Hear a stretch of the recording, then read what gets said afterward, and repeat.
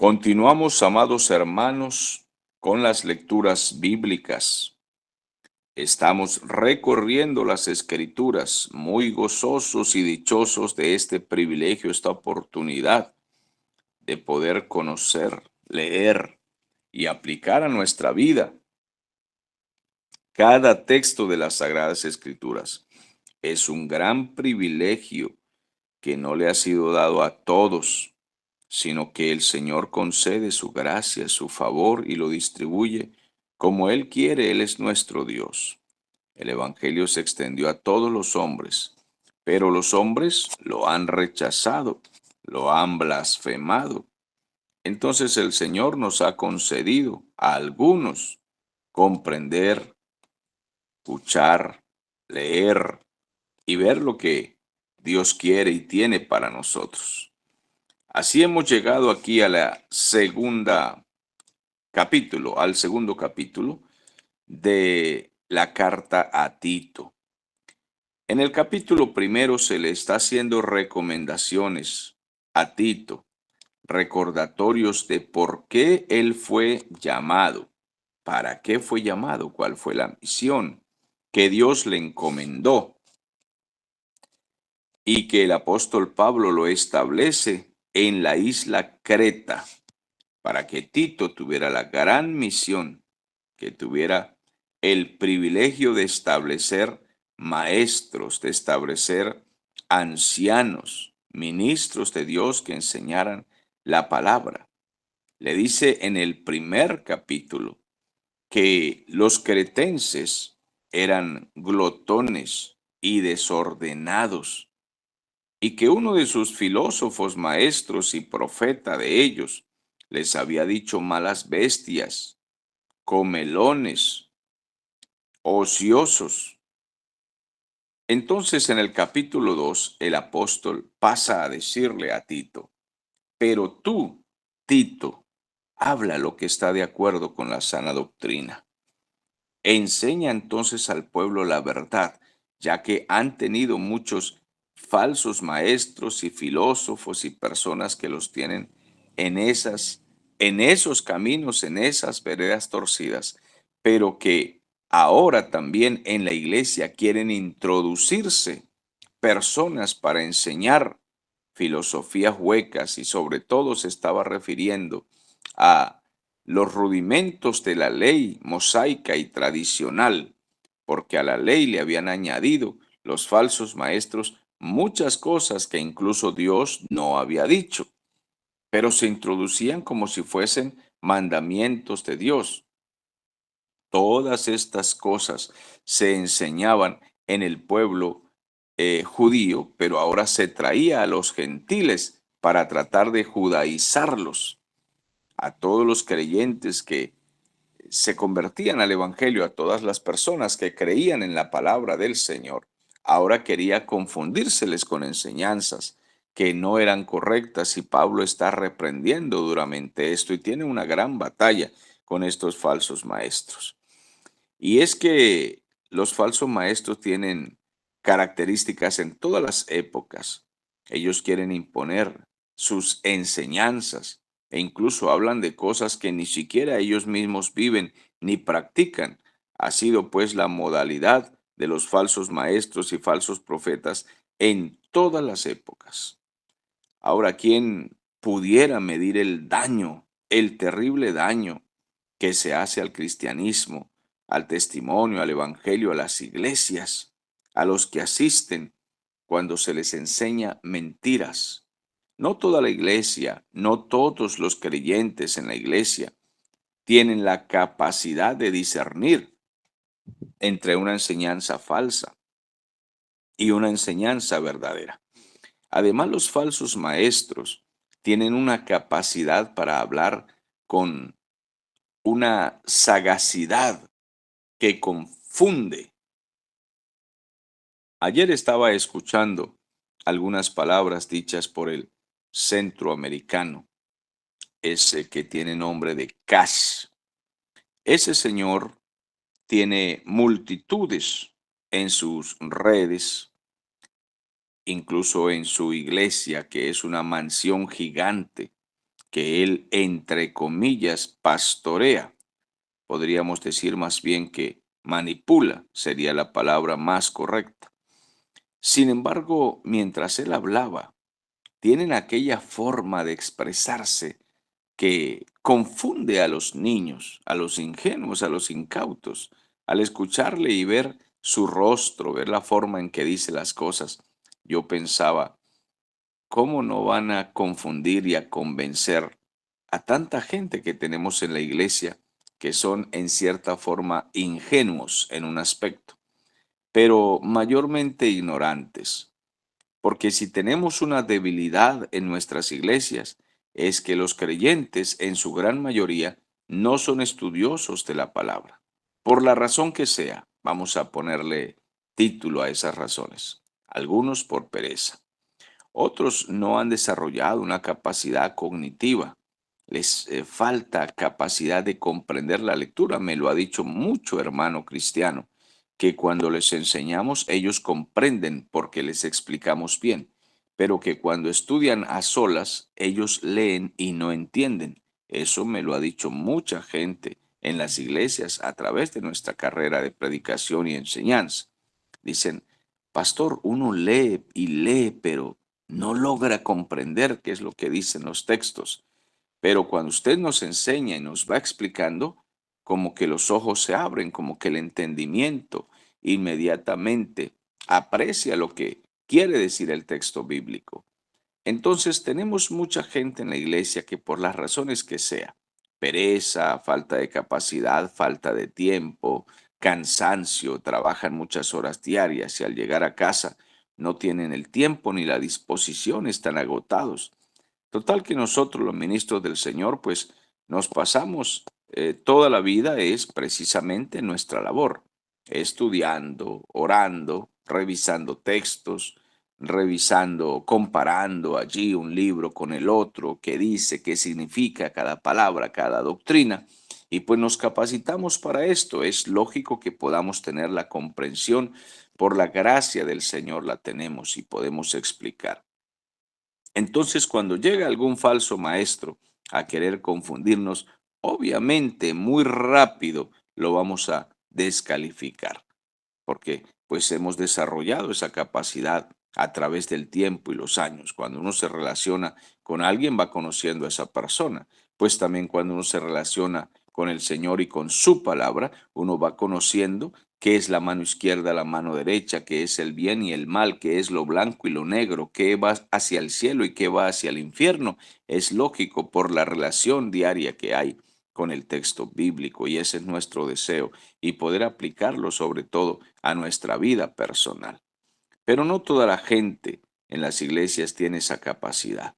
Y repito, si pudiéramos medir el gran daño que se le hace a la gente con las falsas enseñanzas, nos daríamos cuenta de el problema que se está causando con todo este cargamento de falsos maestros y falsos profetas que están introduciendo en las iglesias tantas enseñanzas heréticas y la vida de la gente está en este aspecto desviada, confundida, está afectada negativamente con todo esto.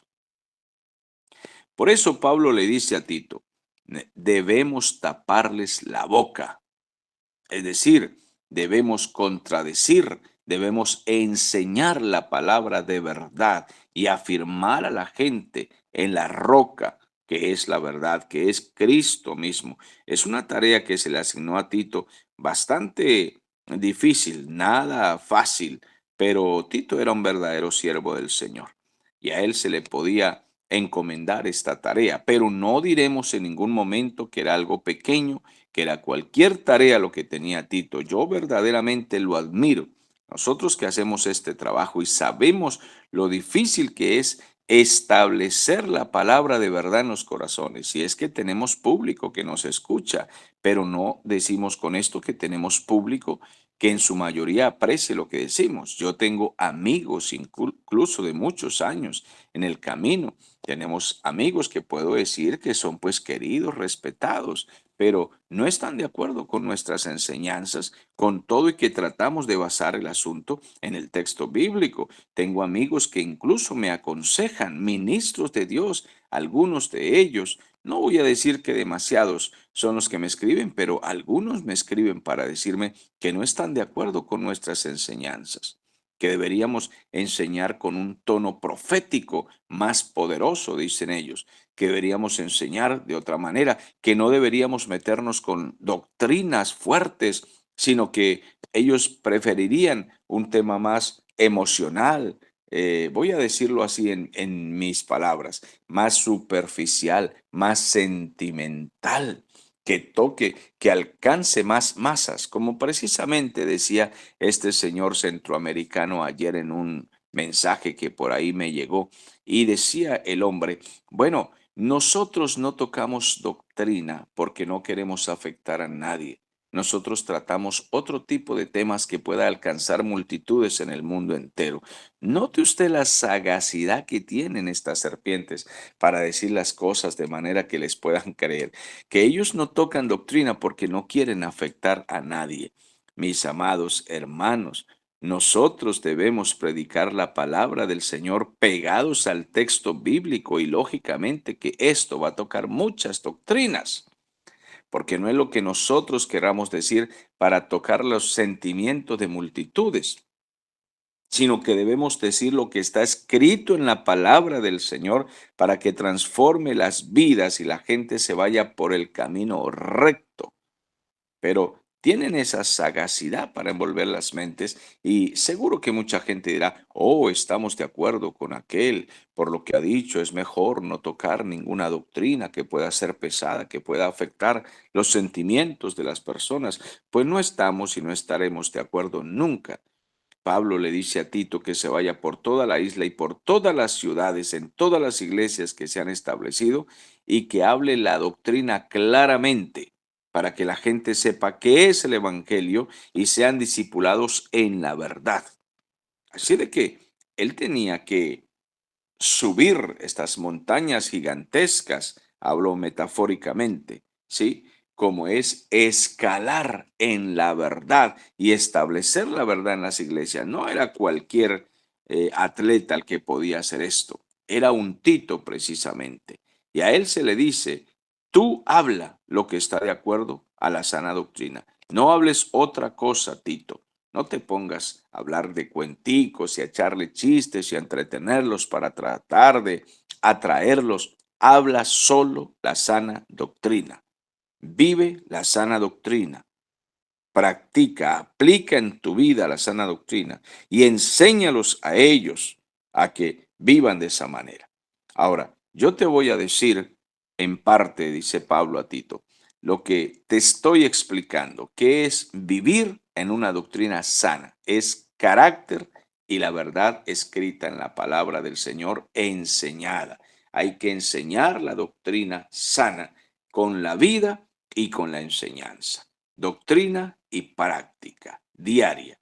Le dice que los ancianos sean sobrios, serios, prudentes y sanos en la fe, en el amor y en la paciencia. Aquí la palabra ancianos, entonces, en este capítulo 2 ya no se va a referir especialmente a los obispos, a los pastores, a los ministros que dirigen. En este caso se va a referir a los ancianos en edad. ¿Y cómo lo sabemos? Porque al leer todo el contexto, el pasaje completo, nos damos cuenta entonces que se está refiriendo a los varones de la casa, a los jefes de hogar, a los hombres maduros, a los que superan los 40 años. Es un ejemplo de edad, ya que a los 40 un hombre debería estar maduro. Algunos hombres tardan mucho en madurar, llegan a 40, 50 y todavía se creen muchachitos. Entonces, Pablo hace la aclaración, los ancianos, los hombres de Dios, los hombres maduros, los padres de familia, los hombres serios, los viudos, todos estos hombres deben ser sobrios y serios. Note usted que ahí es donde nos preguntan que por qué nosotros no nos pasamos en los cuentachistes y en las esquinas en charlatanería y en fanfarronería, perdiendo el tiempo, que somos muy aburridos. Pero es que el texto bíblico nos dice que los hombres de Dios debemos ser sobrios y serios. No estamos en un mundo de jueguitos como para seguir nosotros también la misma cadena de juegos que tienen los del mundo. Nosotros vivimos en un mundo de impiedad, de maldad, de crimen, de asesinato, de violación, de religiones falsas, de sectas, de asesinatos, de guerras de nación contra nación, de muchas mentiras y engaños, de brujerías y hechicerías. No hay tiempo para charlatanería. No hay tiempo para juego. Multitudes se van al infierno todos los días delante de nuestros ojos. Nuestros vecinos incluso mueren y se van al infierno, muchos de ellos. No tenemos tiempo nosotros para jueguitos ni para charlas. La palabra del Señor dice, los ancianos sean sobrios y serios. Sobrios significa sensatos, sepan dónde están, en qué mundo están viviendo, qué está pasando con las familias de hoy, los jóvenes de hoy, qué está pasando con la sociedad actual, con la política actual. ¿Qué está sucediendo con las almas de los seres humanos? Así de que sean sobrios, sensatos, pisen tierra, pongan los ojos en Cristo y pongan los pies sobre la tierra y sepan en qué planeta viven y sean serios, sean prudentes en todo lo que hacen, prudentes. No estén hablando en las esquinas, en la carnicería, en la ferretería, todo lo que el mundo habla, como hacen todos los insensatos que parece que no tuvieran mucha masa encefálica. Ustedes no solo tienen masa encefálica, no solo tienen inteligencia, no solo tienen cerebro, ustedes tienen al Espíritu, tienen el Espíritu Santo. Ustedes tienen la palabra, por tanto, sean prudentes al hablar, sean sanos en la fe. Todo lo que hablen sea de acuerdo a la verdad. Vivan sanos en la fe, en el amor y en la paciencia. Recomendaciones que se les hace a los hombres creyentes y en la doctrina, Tito, que usted va a aplicar y va a enseñar a las iglesias. Entonces, aquí comienza por los hombres, jefes de hogar, a los padres de familia, esposos, que se comporten de acuerdo a la palabra que les ha sido enseñada. Entonces necesitamos que los hombres comprendan esto, lo lean y lo apliquen a su vida, porque si todos los creyentes varones tuvieran estas características que acaba de mencionar Pablo a Tito, ¿cómo serían las iglesias de hermosas?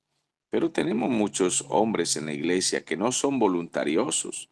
Ellos mantienen en un rincón aislados, no quieren levantar la mano para participar de las cosas preciosas como es el servicio al Señor.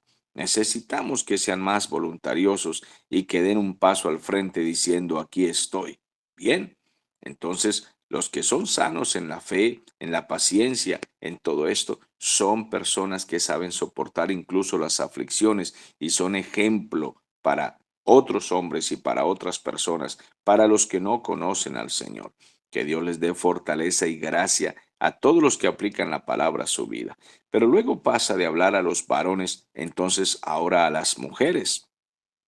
Dice las ancianas, las mujeres maduras, las mayores, las que, repito, superan los 30, 40 años, aquellas mujeres que ya comienzan a crecer incluso en el camino del Señor, se les dice que deben ser reverentes, reverentes en su porte, que no sean calumniadoras ni esclavas del vino, sino maestras del bien. Se reprenden tres cosas en este caso de las mujeres, pero ahorita pasaremos a otros puntos muy importantes que también tiene que ver con las mujeres. Que sean reverentes en su porte, se les dice primeramente. Bueno, las mujeres maduras deben ser mujeres puras, esposas muy fieles y reverentes en su porte para que puedan enseñar a las más jóvenes a cómo vestirse, incluso cómo sentarse. Las mujeres maduras son ejemplo de esposas y de madres de familia, que no sean calumniadoras para que no estén hablando en la esquina del uno y del otro, inventando chismes y cuentos de todas las personas. Esto se le reprende a las mujeres porque muchas caen en estas debilidades, especialmente las que no tienen temor de Dios. Pero si Pablo habla esto a las cristianas, es porque pueden tener la debilidad y caer en las costumbres que tienen las impías, las que no conocen al Señor. Por tanto, se les dice, como Pablo decía en el capítulo 1, repréndelos duramente para que dejen estas malas costumbres. Entonces, una costumbre horrible es el chisme y la calumnia. Estar hablando de todo lo que se escucha aquí y allá y repetirlo como si fueran loros esclavizados al chisme. Dígales a las mujeres maduras que no sean calumniadoras y que no sean esclavas del vino. No tienen por qué ser borrachas. En aquel tiempo, la cultura es que los hombres se iban a viajar y pues tomar vino era una cultura oriental muy normal. No tanto como embriagarse, pero sí tener algún vino para beber con las comidas, en familia. Es una costumbre muy normal para estas tierras y especialmente para aquella época. Pero los hombres se iban de viaje y el vino quedaba en casa. Y algunas mujeres pues acostumbraban a beber hasta el punto de embriagarse. Por tanto, Pablo le dice a Tito, diles a las mujeres cristianas que no se porten como las impías, que no sean borrachas, que no estén bebiendo vino, que no se acostumbren a esas cosas, sino que sean maestras del bien, que hagan el bien, que sean ejemplo para otras mujeres y especialmente para las más jóvenes. Entonces luego continúa, que enseñen a las mujeres jóvenes a amar a sus maridos y a sus hijos. Entonces, de manera muy específica, se le dice a las mujeres mayores que sean ejemplo de enseñanza, que sean maestras para las más jóvenes. Bueno, al capacitarse en el estudio bíblico y en una práctica diaria de la vida, en el temor de Dios, ellas puedan enseñar a estas nuevas generaciones. Las muchachas adolescentes quieren enamorarse, pero no tienen la madurez para tener un esposo. Por tanto, las adultas deben enseñar a las más jóvenes para que dejen la coquetería y costumbres que pueden ser de tropezadero para otros muchachos en la iglesia o incluso para los hombres casados de la iglesia. Muchas jovencitas son un tropezadero para los adultos. Hemos escuchado incluso adolescentes decir que a ellas les gusta los hombres casados y con experiencia. Por tanto, las mujeres maduras enseñarán a las jóvenes a ser puras, respetuosas, no respondonas, contestonas, no muchachas coquetas, insensatas, inmorales, indecentes, imprudentes. Así de que las maduras son ejemplo de sabiduría para que cultiven en la iglesia una buena amistad, una buena responsabilidad, que las jóvenes aprendan a ser cristianas verdaderas, que puedan pedir consejo a las adultas y reciban como si fueran una madre para cada una de ellas, las adultas, y puedan enseñarles correctamente cómo las jóvenes deben al casarse aprender a tener un hogar ordenado, un esposo en respeto. Muchas jovencitas con las que hablamos y aconsejamos para el matrimonio suelen decir, yo no me quiero casar porque yo no me le sujetaría a ningún hombre. Esas son las expresiones muy comunes que se escuchan hoy. Ellas no se quieren casar y dicen que si se casan no se van a sujetar al hombre porque a esto le llaman machismo, le llaman cosas anticuadas y bueno, le tienen muchos nombres, sobre todo hoy cuando hay la liberalidad femenina, se le llama a eso patriarcado, en donde el hombre es el jefe de la casa, es el señor que cuida, el que debe gobernar y ser ejemplo, liderar, cuidar, administrar.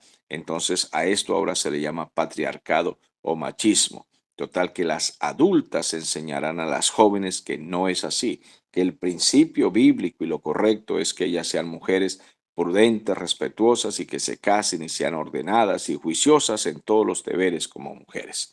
Así es de que se les enseña a las jóvenes a ser amantes de su esposo, amantes de sus hijos, es decir, buenas mujeres, buenas madres para sus hijos, que aprendan a leer la Biblia, que aprendan a orar juntos, todos los deseos y responsabilidades que son justos para un hogar, que es modelo para los que no conocen al Señor. Este mundo va camino al infierno, Por tanto, necesitamos los creyentes ser la sal de la tierra, la luz del mundo, el ejemplo para los que no conocen al Señor. Además, las mujeres maduras, dice el versículo 5, deben enseñar a las jóvenes a ser prudentes, castas, cuidadosas de su casa, buenas, sujetas a sus maridos, para que la palabra del Señor no sea blasfemada. Bueno, que sean prudentes porque las jovencitas suelen hablar mucho y ser muy pícaras, y además deben ser castas, y las maduras deben enseñar a las jóvenes a ser castas, que significa puras, no coquetas, no sensuales, no estar exponiéndose a la vista de los hombres. Las muchachas jóvenes les gusta mostrar su cuerpo, vestirse de manera indecorosa, y esto seduce, y algunas de ellas dicen que no se visten para seducir, pero parece que si lo hicieran, incluso siendo cristianas. Por tanto, las mujeres maduras deben enseñar a las jóvenes esta prudencia, pero para poderles enseñar deben ser ejemplo las maduras. Hija, siéntese correctamente. Hija, no mire así al señor fulano porque él es un hombre casado. Sea usted prudente, no le hable de esa manera. A veces las jovencitas, en medio de la risa, en medio de lo picarescas que son, suelen ser tropezadero para los hombres y para otros hogares. Por tanto, las maduras enseñarán de buena manera, como una madre que ama y cuida y a su hija, enseñarán a las jóvenes todas estas cosas necesarias para el buen funcionamiento de los hogares y de la iglesia del Señor, que les enseñen a ser cuidadosas de su casa, a ser muy ordenadas. Aprenda a lavar la loza, hija, aprenda a cocinar, aprenda a tender la cama. Muchas jóvenes se quieren casar, pero si es que ni siquiera tienden la cama donde viven y así quieren casarse. Esto es tremendo lo que estamos viendo hoy. Si una muchacha a los 18 o 20 años quiere tener ya un novio, amante, esposo, lo que sea, quiere irse de la casa porque quiere un hombre, pero si ni siquiera ha aprendido ni el temor de Dios ni los principios más básicos de la casa, como es levantarse, hacer un desayuno, aprender a hacer un almuerzo, hacer mandados, responder correctamente a su papá, a su mamá, todo esto es necesario aprenderse en el hogar para que el hombre que la corteja y quiere llevarla al altar, digámoslo así, para casarse con ella, pueda entonces llevarse una buena esposa y no una mujer que le va a causar muchos problemas. Por tanto, hay que enseñarlas a ser buenas, sujetas a sus maridos para que la palabra del Señor no sea blasfemada. ¿Y por qué la palabra del Señor será blasfemada con los malos testimonios? Evidentemente que la gente impía y mala que odia el Evangelio y odia la Biblia, cada vez que ven los malos testimonios en la iglesia, blasfeman inmediatamente la iglesia. Dicen que toda la iglesia es perversa, que la Biblia es mentira, que el Evangelio es una burla. En fin, tienen mucho de dónde tomar y mucho lugar de donde cortar tela cuando se trata de criticarnos y de juzgarnos. Por tanto, es necesario que las maduras enseñen a las más jóvenes, que todos los hogares sean ejemplo en la iglesia, para que los impíos no sigan blasfemando la palabra del Señor por causa o por culpa de nosotros. Entonces, muy bueno que el apóstol Pablo dice a Tito cómo debe ser el comportamiento de la iglesia, y nosotros hoy podemos leer estas palabras y crecer en ellas.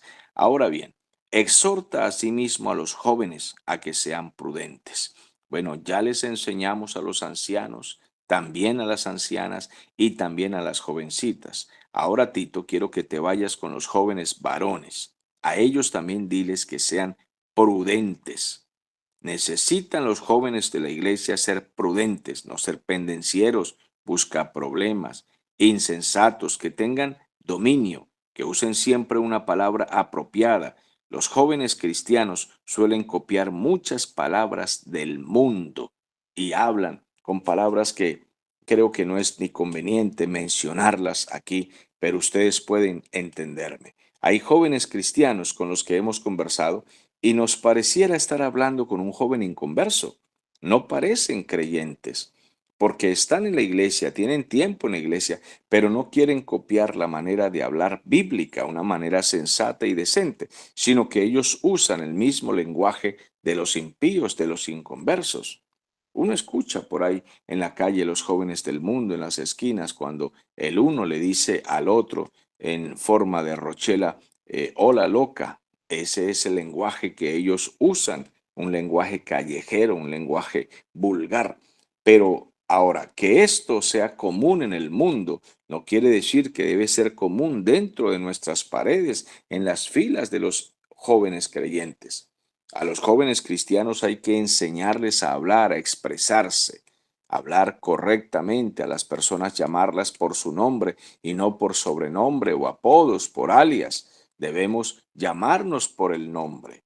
Cada uno tiene un nombre que le ha sido puesto desde la niñez y ese es su nombre y debemos tratarnos de esta manera, con el debido respeto. A los hombres mayores se les trata de señor, se les trata de don, se les trata por su nombre o por su apellido. Es necesario que comprendamos que todo esto está vigente hoy. La decencia, el respeto, la prudencia. Los jóvenes son muy impulsivos, rocheleros y piensan en cosas que les hacen desperdiciar su tiempo. Por tanto, a los jóvenes enséñales a ser prudentes en todo, a que sean correctos, a que se comporten como hijos de Dios. Pero tú, Tito, preséntate como ejemplo de buenas obras. Ahora, en la enseñanza muestra integridad y seriedad. Se le recomienda ahora a Tito cómo debe ser su enseñanza, su doctrina, que tenga una palabra sana e irreprochable, de modo que el adversario se avergüence y no tenga nada malo que decir de vosotros. Bueno, este pasaje es muy importante y debemos detenernos un poquitito en lo que tiene que ver con la enseñanza en el púlpito. Para esto, entonces, veremos en la próxima clase cómo los que enseñan en la iglesia, ministros, evangelistas, maestros, que cumplen función de enseñanza, deben comportarse para ser ejemplo de todos los hombres, mujeres y jóvenes y jovencitas en la iglesia del Señor. ¿Cómo debe ser la enseñanza del que presenta el Evangelio a un público que va a aprender de él? Mis amados hermanos, hasta la próxima ocasión. Creo que Dios nos ha hablado maravillas hoy.